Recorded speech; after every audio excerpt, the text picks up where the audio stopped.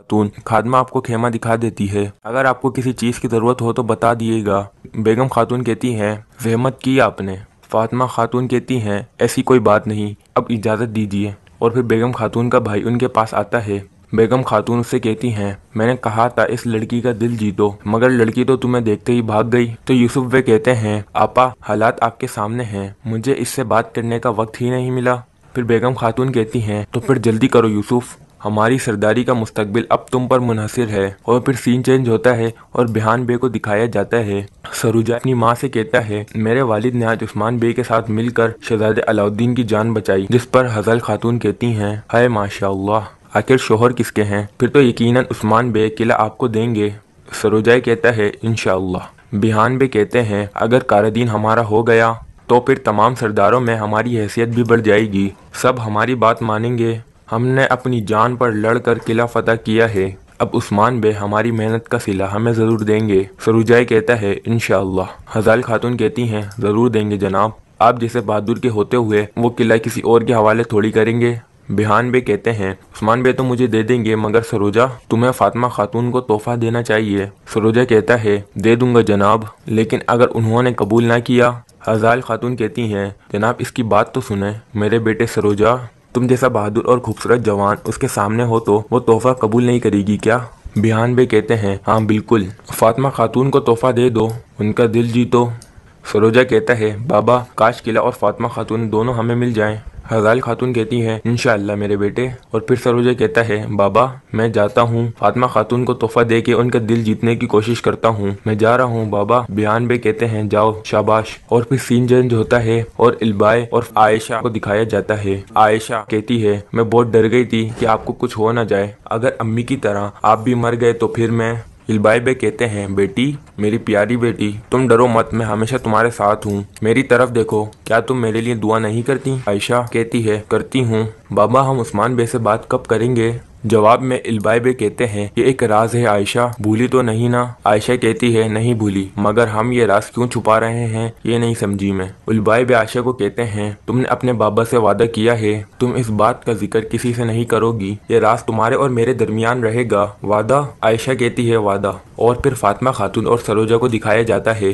सरोजा कहता है, क्या मैं आपसे कुछ बात कर सकता हूँ फातिमा खातून? फातिमा खातून कहती हैं, बोलें। सरोजा कहता है, ये आप जितना खास तो नहीं, मगर किले के माल गनीमत से मेरे हिस्से में आया है। सरोजा फातिमा खातून को कहता है, आप हमारी मेहमान नवाजी कर रही हैं, ये इज़हार तशक्कुर के तौर पर आपको तोहफा पेश करना चाह रहा है, आप भी इसी मकसद से यहाँ मौजूद हैं। यूसुफ कहता है, हाँ सरोजा बे। फिर यूसुफ फातिमा खातून को कहता है, मैंने तीर अंदाजी में आपकी महारत के बारे में काफ़ी सुन रखा है, ये आपके लायक तो नहीं, मगर मैंने माले गनीमत में जब ये कमान देखी तो सोचा आपके अलावा कोई इसका हकदार नहीं, अगर आप कबूल करें तो मुझे बहुत खुशी होगी। फातिमा खातून उन दोनों की चीज़ें लेती हैं और कहती हैं, आपने तीर अंदाजी में मेरी महारत सुन रखी है, मगर ये नहीं सुना कि उस्मान साहब की बेटी हर किसी का तोहफा कबूल नहीं करती और उन दोनों का तोहफा उन दोनों को वापस कर देती है। और मजीद कहती है, अब सुन लिया ना? और फिर फातिमा खातून वहाँ से चली जाती हैं। और फिर सीन चेंज होता है और कमांडर लुकास को दिखाया जाता है। कमांडर लुकास कहता है, मुसलमानों की मुकद्दस अमानतें हमारे हाथ में एक बड़ी ताकत है, हमें इसका सही इस्तेमाल करना होगा। जनरल कहता है, एक बहुत बड़ा तोहफा है कमांडर, आप ये किसके हवाले करेंगे? कमांडर लुकास कहता है, उस्मान और कराची एक दूसरे के मुखालिफ हो जाएं तो हमारी उन दोनों से जान छूट जाएगी। और फिर दूसरा कमांडर कहता है, कराची बे समंदरों के हाकिम होने की वजह से ज्यादा ताकतवर है कमांडर लुकास। दूसरी तरफ उस्मान साहब की जंगी महारत से भी सब वाकिफ हैं और उनका कबीला बढ़ता चला जा रहा है। और फिर होलोफिरा को दिखाया जाता है जो कमांडर लुकास के पास आती है। और फिर कमांडर लुकास कहता है, मुकद्दस रूम के खुद मुख्तारो, अब तुम जा सकते हो। और फिर होलोफिरा कमांडर लुकास के पास आ जाती है। कमांडर लुकास कहता है, देख रही हो मैं सुलह के लिए कितनी मेहनत कर रहा हूँ, उस्मान बे ने कारादीन किला फतह करने की खुशी में तकरीब रखी है, मैं चाहता हूँ तुम भी उस तकरीब में शिरकत करो। होलोफिरा कहती है, मुझे अफसोस है मैं आपकी ये ख्वाहिश पूरा नहीं कर सकती। कमांडर लुकास कहता है, होलोफिरा ये मत भूलो कि मैंने तुम्हें आज तक यहाँ क्यों रखा हुआ है, तुम उस्मान सरदार को मेरी अच्छी नीयत के हवाले से कायल कर सकती हो, तुम आज की तकरीब में शामिल होकर उन्हें बताओगी कि मैंने उन्हें अरीना में दावत दी है।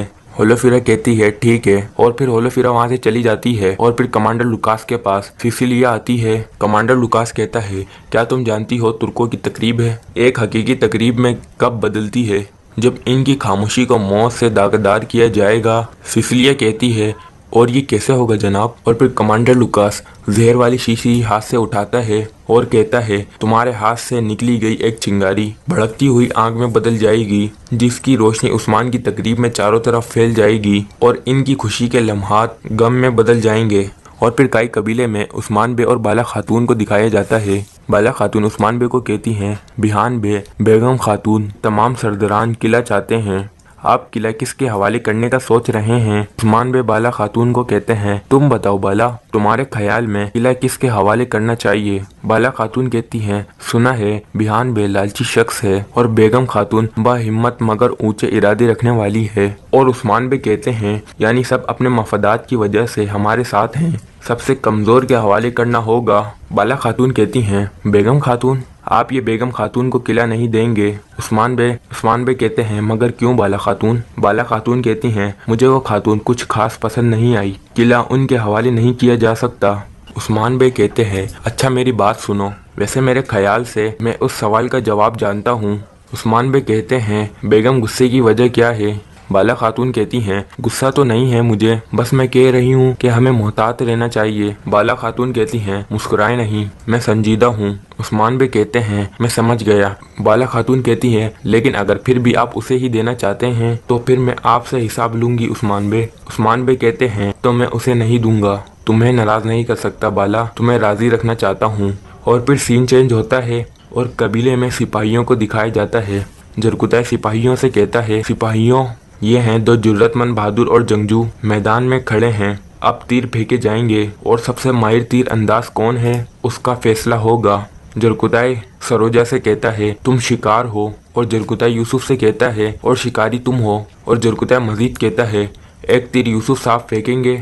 और फिर सरोजा यूसुफ से कहता है यूसुफ तुम्हारा एक भी तीर लग गया ना तो मैं मान जाऊंगा तुम्हें। यूसुफ कहता है तुमसे तो इसकी भी तवक्को नहीं है नालायक। और फिर यूसुफ तीर फेंकता है और उसका एक भी तीर नहीं लगता।